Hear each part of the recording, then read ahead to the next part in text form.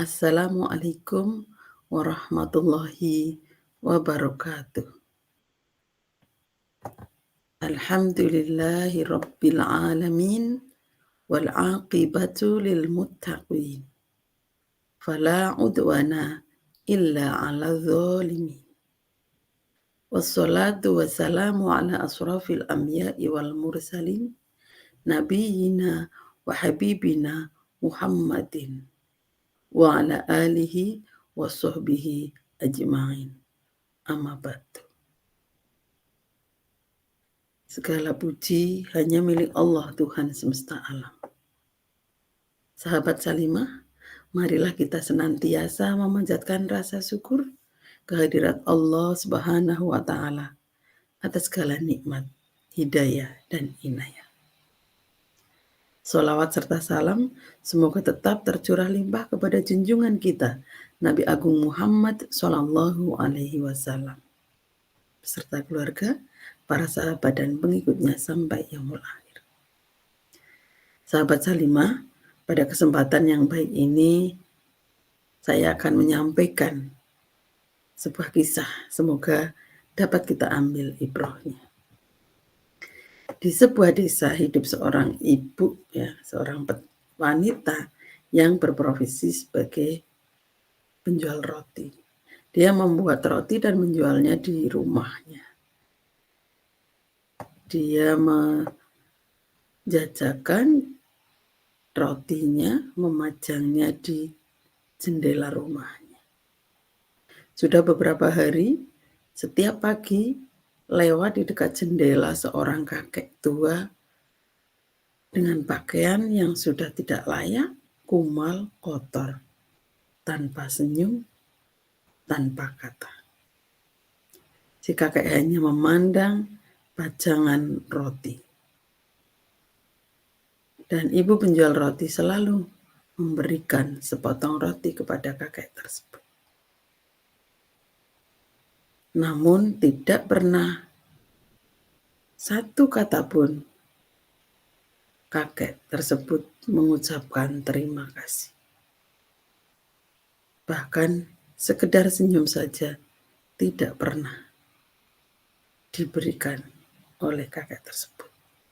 Hal ini menyebabkan ibu penjual roti merasa kesal, sehingga terbersit di dalam hatinya bagaimana agar si kakek tidak datang lagi ke rumahnya. Pada saat membuat roti, penjual roti ini memasukkan racun di salah satu adonan roti yang dia niatkan untuk diberikan kepada si kakek Soher. Pada waktu yang ditunggu, kakek kumal terlihat sedang mengamati roti yang dipajang. Segera ibu pembuat roti mengambil roti khususnya. Namun dia bimbang, haruskah roti ini yang aku berikan? Artinya si kakek tidak akan datang lagi ke rumah. Kemungkinan kakek akan mati. Ataukah roti yang biasa yang harus saya berikan? Yang artinya dagangan selalu berkurang tanpa mendapat uang. Sambil berjalan dari dapur, ibu pembuat roti itu melihat si kakek akan segera berlalu. Maka dia putuskan segera dengan menukar roti khususnya dengan roti biasa. Dan dia berikan kepada si kakek. Kakek itu pun berlalu tanpa senyum, tanpa kata. Sahabat Salimah, ibu pembuat roti sebenarnya memiliki satu anak laki-laki yang sedang bekerja di luar desanya. Dan sudah cukup lama tidak terdengar kabar beritanya. Ternyata anak penjual roti ini sedang dalam perjalanan pulang.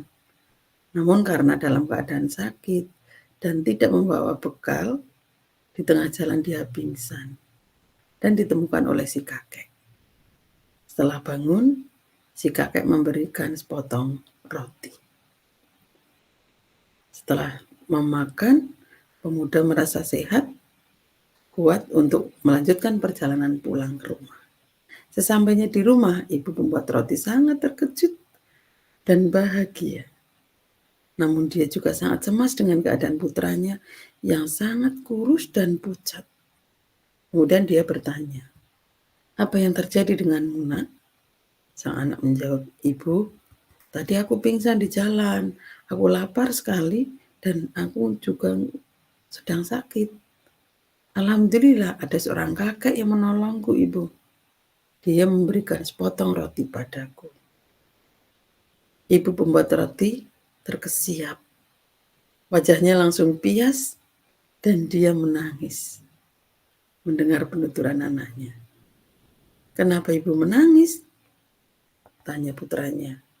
Ibu pembuat roti menceritakan apa yang telah dia lakukan terhadap kakek itu. Dia sangat bersyukur karena pada pemikiran terakhir diputuskan untuk memberikan roti biasa kepada si kakek. Dan ternyata anaknya lah yang memakannya. Penjual roti menyadari bahwa perbuatannya ternyata akan kembali kepada dirinya. Sahabat Salimah, dari sepenggal kisah tersebut dapat kita simpulkan bahwa berbuat baik kepada orang lain ternyata sama saja berbuat baik kepada diri sendiri. Hal ini menjadi dasar bagi kaum muslim untuk senantiasa memelihara kebaikan dan mengamalkannya dalam kehidupan sehari-hari. Allah berfirman dalam Quran Surah Al-Isra ayat 7 tentang kebaikan yang perlu dilakukan oleh manusia. A'udzu billahi minasyaitonir rajim. Bismillahirrahmanirrahim. In ahsantum li anfusikum wa in asa'tum falaha. Shadaqallahul azim. Artinya, jika berbuat baik berarti kamu telah berbuat baik untuk dirimu sendiri. Jika kamu berbuat jahat, kerugian dan kejahatan itu kembali kepada dirimu sendiri. Secara umum, isi kandungan surat Al-Isra ayat 7 ini tentang berbuat baik, baik kepada diri sendiri maupun kepada orang lain. Pada dasarnya berbuat baik pasti akan menyinggung subjek dan pelakunya. Maka ketika berbuat baik kepada orang lain, sama saja dengan berbuat baik dengan diri sendiri. Begitu pula sebaliknya. Allah menegaskan bahwa Bani Israel berbuat baik, maka hasil kebaikan itu untuk mereka sendiri. Namun demikian, ketentuan terdapat dalam ayat ini tidak khusus untuk mereka sendiri, melainkan berlaku untuk umum, untuk seluruh manusia sepanjang masa. Dengan demikian, apabila manusia berbuat baik atau berbuat kebajikan, maka balasan dari kebajikan itu akan dirasakannya, baik di dunia maupun di akhirat. Sebaliknya, apabila mereka berbuat jahat dengan melakukan perbuatan yang bertentangan dengan wahyu dan fitrah kejadian mereka sendiri, seperti menantang kebenaran dan norma-norma dalam tata kehidupan mereka sendiri, maka akibat dari perbuatan itu adalah kemurkaan Allah kepada mereka. Dengan demikian, mereka akan menjadi bangsa yang bercerai-berai karena diperbudak hawa nafsu, sehingga kelompok satu berusaha menundukkan kelompok yang lain. Itulah sebabnya mereka tidak dapat mempertahankan kelangsungan hidup dan diri mereka dari kehancuran dan maksud-maksud jahat musuh.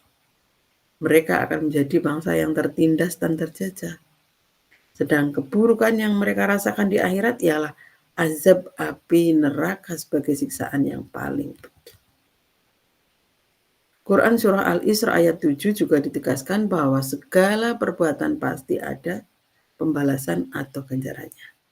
Hal ini senada dengan firman Allah dalam surah Al-Zalzalah ayat 7 dan 8. A'udzu billahi minasyaitonir rajim. Bismillahirrahmanirrahim. فَمَن يَعْمَلْ مِثْقَالَ ذَرَّةٍ خَيْرًا يَرَهُ وَمَن يَعْمَلْ مِثْقَالَ ذَرَّةٍ شَرًّا يَرَهُ. Shadaqallahul Adzim, artinya, maka barang siapa mengerjakan kebaikan seberat zarah, niscaya dia akan melihat balasannya. Dan barang siapa mengerjakan kejahatan seberat zarah, niscaya dia akan melihat balasannya. Demikian yang bisa saya sampaikan. Semoga bermanfaat. Semoga kita termasuk orang-orang yang selalu berbuat kebajikan. Dan jika ada kekeliruan, kesalahan berasal dari diri saya sendiri, semoga Allah memberikan ampunan. Billahi taufik wal hidayah. Wassalamualaikum warahmatullahi wabarakatuh.